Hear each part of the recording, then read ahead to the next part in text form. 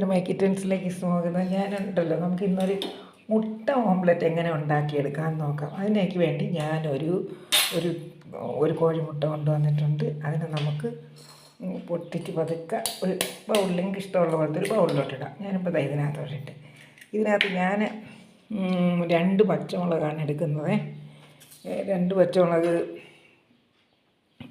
ഒന്ന് ഇഷ്ടമുള്ളവർക്ക് ഒന്ന് എടുക്കാം. ഇതിപ്പോൾ ഞാൻ 2 പച്ചമുളക് എടുക്കുന്നത്.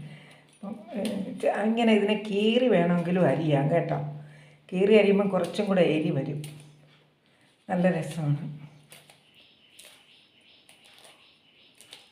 കീറി അരിയുന്നതായിരിക്കും നല്ലത്. കാണാൻ വയ്യേ? കാണാമല്ലേ, എന്തോ ഒരു ഇരുട്ട് പോലെ. നോക്കട്ടെ.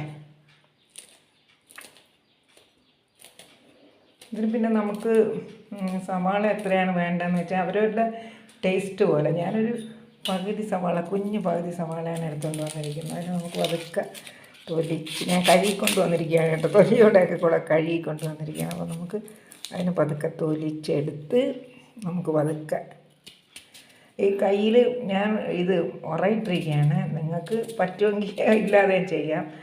ഇതിന് നല്ലത് ഇങ്ങനെ നല്ല കുഞ്ഞ് കുഞ്ഞായിട്ട് അരിയണം.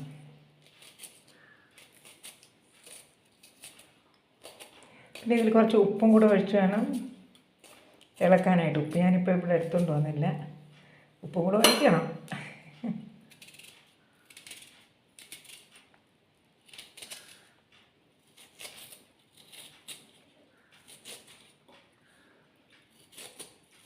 നല്ല രുചിയായിരിക്കും കേട്ടോ ഇത്.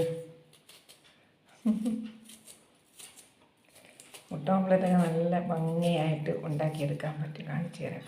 നമ്മളിതിനെ അരിഞ്ഞ് കഴിഞ്ഞിട്ട് നമ്മൾ കരണ്ടി വെച്ചിരിക്കുന്നത്, കരണ്ടി വെച്ച് നമ്മളിതിനെ ഒന്ന് ഇരളങ്ങ് മാറ്റിക്കണം. നല്ല പോലെ സ്റ്റർ ചെയ്തെടുക്കാം.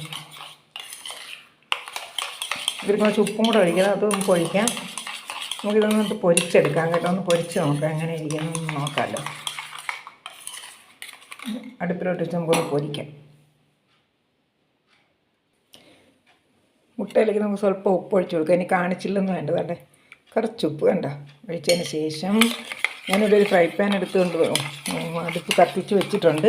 അപ്പം കണ്ടല്ലേ, ഇതാണ് ആ ഫ്രൈ പാൻ. അപ്പോൾ അതിനകത്തോട്ട് നമ്മൾ സ്വല്പം എണ്ണ ഒഴിച്ച് കൊടുക്കണം, കുഞ്ഞെണ്ണ, ഒരു കുഞ്ഞ് എണ്ണ. അതാ കുഞ്ഞ് എണ്ണ ഒഴിച്ചിട്ട് നമ്മൾ പതുക്കെ അതിനെ ഇങ്ങനെ ഒന്ന് കറക്കിച്ച് കൊടുക്കണം.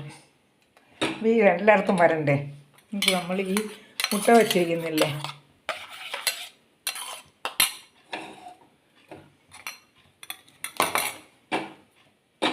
ഇത് നമ്മൾ ചൂടായി കഴിയുമ്പോൾ മുട്ട എടുത്ത് ഒഴിച്ച് കൊടുക്കണം. അപ്പോൾ ഒരു ശബ്ദം കേൾക്കും, ഷൂന്നും പറഞ്ഞൊരു ശബ്ദം കേൾക്കും. നമ്മൾ ദോശയൊക്കെ ഉണ്ടാക്കുമ്പോൾ കേൾക്കില്ല, അതുപോലെ ഒരു ശബ്ദം കേൾക്കും. അതങ്ങനെ തന്നെ ഇരിക്കും. നമ്മൾ അതിനൊന്നും ചെയ്യേണ്ട. ഇത് കണ്ട നല്ല ഭംഗിയായിട്ട് വരുന്ന കണ്ട.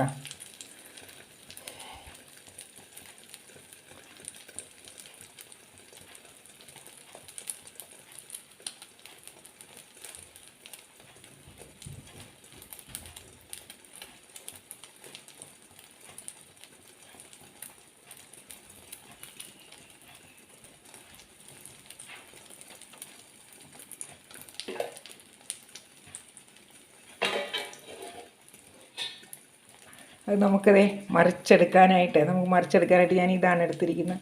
ഇത് വെച്ച് പതുക്കെ ഒന്ന് നോക്കണം, ആദ്യം എന്തായെന്ന് നോക്കണം. അപ്പം നല്ല റെഡിയായെങ്കിൽ നോക്കണം. ഞാൻ ചീത്തയായി പോയത്, നല്ല ഭംഗിയായിട്ട് എടുക്കണം, ഇല്ലെങ്കിൽ മോശമല്ലേ. കുറച്ചും കൂടെ ഒന്ന് ഇതാകട്ടെ. ഇപ്പം ശരിയായിട്ടുണ്ട്. നമുക്കിനി ഇതിനെ ഒന്ന് പതുക്കെ ഇങ്ങനെ സൂക്ഷിച്ചെടുത്ത് ഡാങ് കണ്ട ഒറ്റ മറിപ്പ്, നല്ല ഭംഗിയായിട്ട് നല്ല ബ്രൗൺ കളറായിട്ടുണ്ട്. അപ്പോൾ നമ്മളിനി ഇതിനെ ഒന്ന് നന്നായിട്ടൊന്ന് ഇതാക്കി വെച്ച് കൊടുക്കുമ്പോൾ അത് പൊങ്ങി വരുന്നുണ്ട്. കുറച്ച് ഇവിടെയൊക്കെ നല്ല പൊങ്ങി വന്ന് നല്ല ഭംഗിയായിട്ട് ഉണ്ടാക്കാൻ പറ്റും കേട്ടോ. ഇതുപോലെ ഒന്ന് ഉണ്ടാക്കി നോക്കണം, അപ്പോഴേ അറിയാൻ പറ്റും. ഇപ്പം ഏകദേശം ശരിയായിട്ടുണ്ട്. നമുക്ക് ഇനി ഇതിനെ ഒന്ന് മറിച്ചിട്ട് നോക്കാം. കണ്ട നല്ല ഭംഗിയായില്ലേ. അപ്പോഴത്തേക്ക് എടുക്കാം കേട്ടോ. ഇനി ഒന്നും കൂടെ ഒന്നും കൂടെ മറിച്ചിട്ടതിന് ശേഷം നമുക്കങ്ങ് എടുക്കാം. നമുക്ക് ഓഫ് ചെയ്യാം. ഓഫ് ചെയ്തിട്ട് നമുക്ക് ഒരു പാത്രത്തിലോട്ട് അങ്ങെടുത്ത് വയ്ക്കാം. കണ്ടോ, നല്ലൊരു പാത്രത്തിലെടുത്ത് വെച്ചു. എല്ലാവർക്കും ഇഷ്ടമായെന്ന് വിചാരിക്കുന്നു. അടുത്ത വീഡിയോ കാണുന്നത് വരെ ബൈ.